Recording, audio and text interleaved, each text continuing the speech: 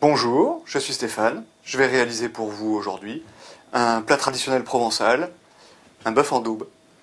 Alors pour ce faire, 1 kg de gîte, hein, c'est du bœuf, une pièce de bœuf qui est destinée à mijoter, une demi-livre de carottes, un petit peu de poitrine demi-sel, de la couenne de porc, et puis un petit peu d'écorce d'orange, ail, oignon, noix de muscade, clou de girofle, un petit peu de vinaigre, une demi-bouteille de vin rouge, et oui, un petit peu d'huile d'olive, une sel poivre du moulin, une feuille de laurier, un petit peu de thym du jardin, et surtout, ça doit mijoter très très longtemps. Je vais commencer par tailler mes légumes et préparer l'orange. Bon, j'ai taillé déjà quelques carottes, alors relativement simple, hein. La carotte, on la pèle. Carotte nouvelle ou carotte des sables, peu importe. Là, c'est de la carotte nouvelle. Voilà. Je la rince, évidemment. Et puis, ensuite, on préparera l'orange pour en récupérer l'écorce. Alors, il n'y a pas de règle, hein. Il y a des gens qui taillent la carotte en rondelles, d'autres en petits bâtonnets. Pas trop fins, parce qu'elles vont beaucoup réduire en cuisson, elles vont fondre. Alors, la particularité de la... J'ai brossé l'agrume avant, évidemment. La particularité de la daube, c'est que chacun a sa recette. Chacun y ajoute quelque chose. Chacun la transforme, la modifie. Et c'est ce qui en fait son goût si particulier et presque inimitable en fonction du cuisinier ou de la cuisinière. Allez, on va les détailler comme ceci. C'est une recette qui ressemble fort à celle de la famille de Jean Giono, écrivain, qui était d'origine provençale. Alors, ensuite j'ai appris à le faire avec ma maman qui est marseillaise. Alors, je vais décoiner la poitrine demi-sel. La poitrine demi-sel, il y a deux méthodes de travailler avec cette poitrine. Soit on la dessale pas, et dans ce cas on sale pas par la suite le plat, soit on la dessale dans de l'eau claire pendant quelques heures avant la préparation. On en taille des gros dés. Alors ça se trouve partout, hein. La poitrine demi-sel. La couenne chez votre vendeur de cochonaille. Voilà, en gros dés. Ou en gros, on pourrait presque appeler ça des lardons. En gros lardons. J'ai pas décoigné cette partie-là. Attention les doigts, évidemment.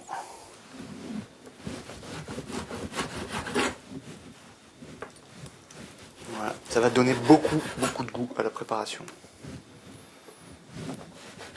Et alors, il y a des petits os, hein, c'est normal. On peut les laisser d'ailleurs.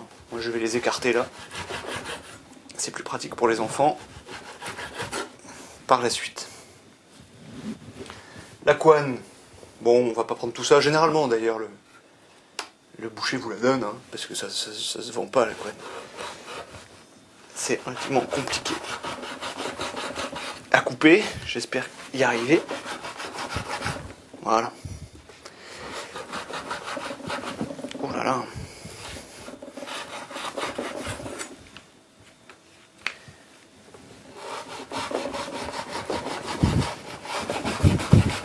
J'ai pourtant des couteaux qui coupent, hein.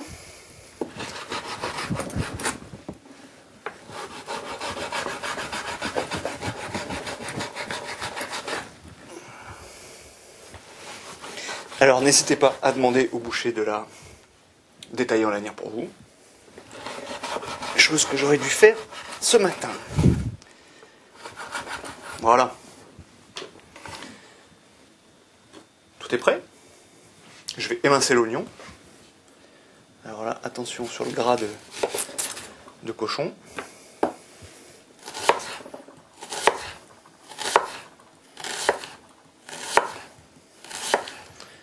Un demi-oignon devrait suffire. Et alors là, je vois qu'il y a un petit germe. C'est pas plus mal de l'enlever. Voilà. C'est comme dans l'ail, je vais vérifier. Là c'est bon. Qu'il n'y soit pas.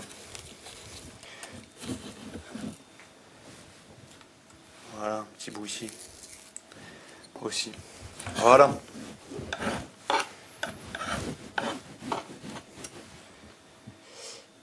Et puis voilà.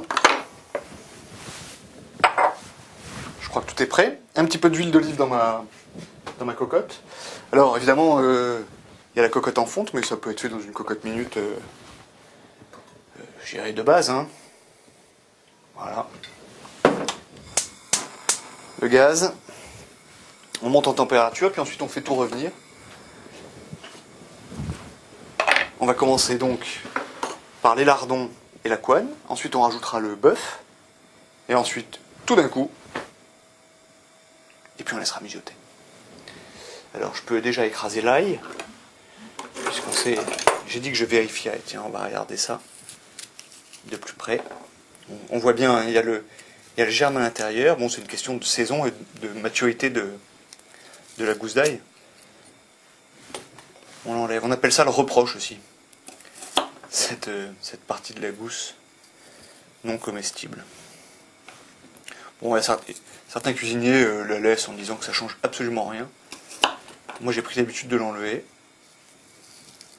Ça sert aussi à rien, mais c'est très psychologique. J'ai l'impression que c'est mieux si le reproche n'y est plus. Voilà. Probablement, d'ailleurs, on accusait le reproche de donner à l'ail cet inconvénient de sentir très très fort et de rendre la digestion difficile. Il n'en est rien. Alors, les dés de lard plus la couenne.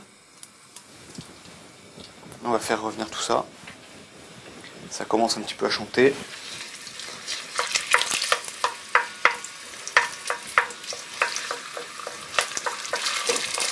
Voilà.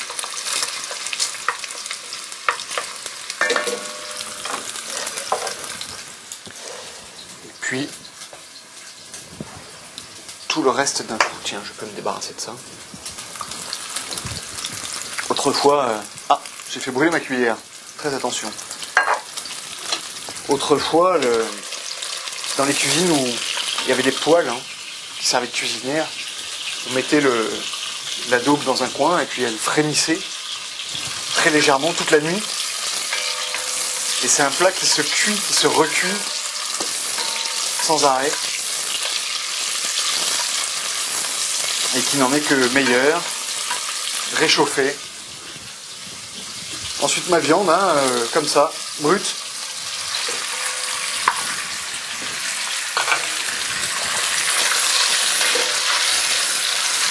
Dynamique.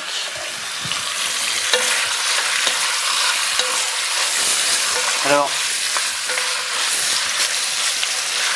certains gourmets affirment qu'il faut faire macérer la viande quelques heures, voire une ou deux nuits ou journées dans du vin rouge avant de préparer le plat. Je suis tenté de dire à chaque famille ses traditions, à chaque cuisinier ses habitudes. Voilà, je crois que la recette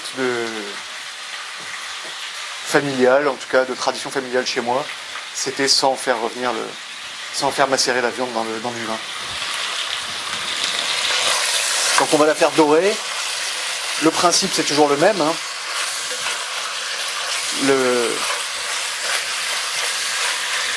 Faire brunir la viande pour empêcher les sucs de quitter la viande lors de la cuisson. Donc c'est créer une sorte de gang imperméable.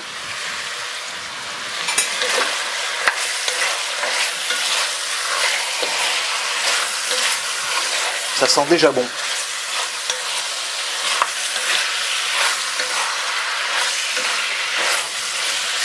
Alors moi je conseille évidemment on est nombreux à travailler, moi je conseille de réaliser ce plat le samedi ou le dimanche par exemple, de le faire mijoter tranquillement pendant qu'on est à la maison ou en soirée, hein, et de façon à le servir en plat pour le dîner ou le déjeuner des jours qui viennent. Voilà, parce que préparer un plat comme ça un soir de semaine, c'est compliqué quand on rentre tard et qu'on sait qu'il faut qu'il y ait une première cuisson de presque entre 3 et 4 heures.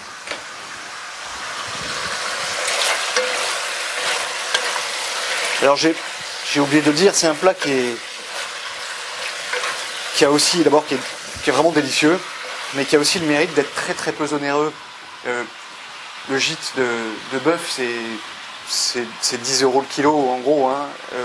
Donc vraiment ça coûte pas cher, ça se mange avec des pâtes. C'est vraiment un plat très très économique. Qui se perd pas en plus, hein, puisque une fois cuite, la daube peut se conserver plusieurs jours au réfrigérateur.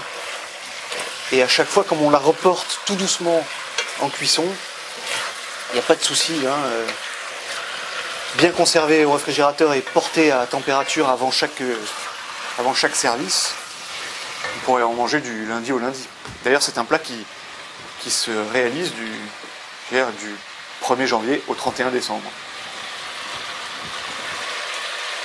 Voilà, on va laisser dorer un tout petit peu plus encore avant de rajouter le reste des ingrédients. Je vais en profiter pour ouvrir ma bouteille de vin.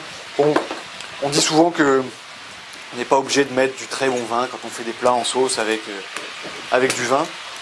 Moi, je suis partisan du fait que du bon pain avec du bon beurre, ça fait du bon pain beurre.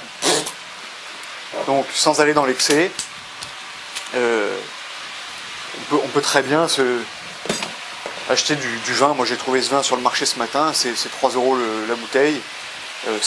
C'est à mon sens parfait. Moins, je ne suis pas partisan. Et là aussi, à chaque cuisinier ses habitudes, et chaque famille ses traditions. Voilà. Je crois que la viande est uniformément colorée. Pas de caramélisation, bien sûr. On va rajouter ce demi-verre de vinaigre. D'ailleurs, c'est pas tout à fait un demi, hein. Voilà. Vous croyez, hein. De vinaigre, un demi-litre de vin, tous les ingrédients. Voilà.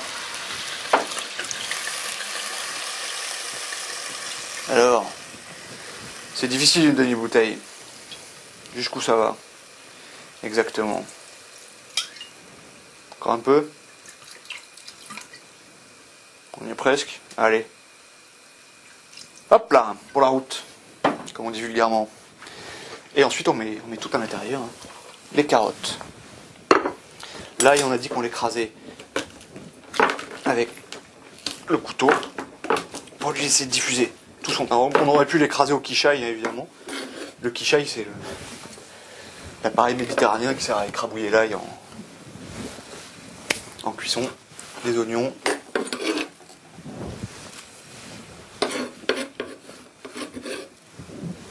Voilà, les écorces d'orange. Alors, on va mouiller tout ça, évidemment.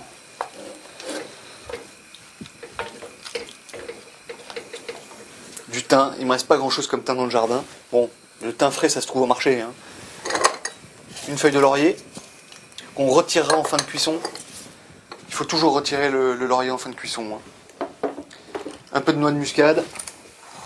Alors, j'ai l'appareil, mais sinon il faut la râper avec les dents d'un couteau, hein. Ça suffit largement. 2 ou 3 clous de girofle. Ah, il y en a 4. 3. Hop. Un petit peu de 4 épices. Alors, c'est vraiment... voilà, c'est vraiment la petite pointe. Et puis, je dirais, la force de l'habitude fait que on modifie, on rajoute, on en met plus. Ça fait jamais 2 fois le même plat. C'est ça qui est très très intéressant. Alors, je remélange tout pour bien faire passer les ingrédients dans le vin. Voilà, je répartis un peu mieux mes carottes. On va porter à ébullition le vin pour laisser s'échapper tout l'alcool Il ne s'agit pas de faire un plat alcoolisé, on cherche à éliminer l'alcool, en revanche à garder les qualités du vin, sel et poivre à discrétion. Je rappelle, attention quand la poitrine n'a pas été dessalée au préalable. Il ne faudrait pas être obligé de manger un plat trop salé. C'est trop dommage. Voilà. On porte à ébullition. Ensuite, on va couvrir. Et on va laisser mijoter à feu très lent.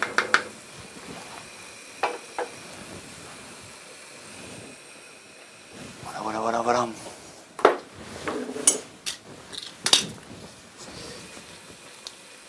Alors, certains, en Provence, autrefois, rajoutaient un petit morceau de renard. Je plaisante pas, de renard dans le faitout pour donner un petit goût sauvage à ce bœuf en daube. Bon, alors ça fait belle lurette qu'on mange plus de renard. En revanche, j'aimerais bien goûter un jour quand même. Ça peut être très intéressant comme découverte. Voilà, que rajouter de plus surtout pas de tomates, sinon vous obtenez un bœuf bourguignon, alors que là on cherche à avoir un bœuf en daube. Et puis la dernière recommandation, en fin de cuisson, on laissera refroidir pour dégraisser la sauce. On aura forcément de la graisse après avoir laissé refroidir le plat. On dégraisse et au moment de faire réchauffer à nouveau le plat pour le servir, on fera réchauffer sans couvercle, ce qu'on appelle communément à découvert. Voilà, bon, je crois qu'on a l'ébullition. Alors, elle n'est pas très homogène parce que le faitout n'est pas centré. Voilà. Ça sent encore un petit peu l'alcool, donc je vais laisser l'ébullition se prolonger un petit peu. On notera que le bœuf n'est pas recouvert là. Hein. Bon, c'est pas une nécessité de le couvrir de liquide. Hein.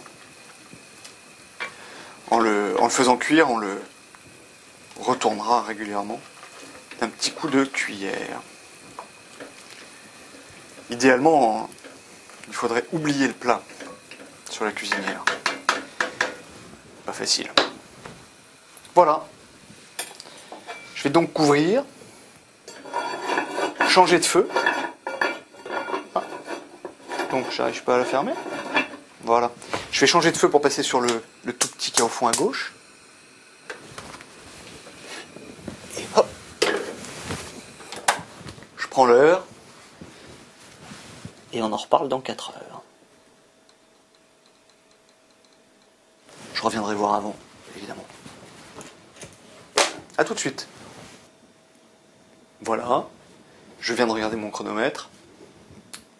5h20 viennent de passer. On va regarder.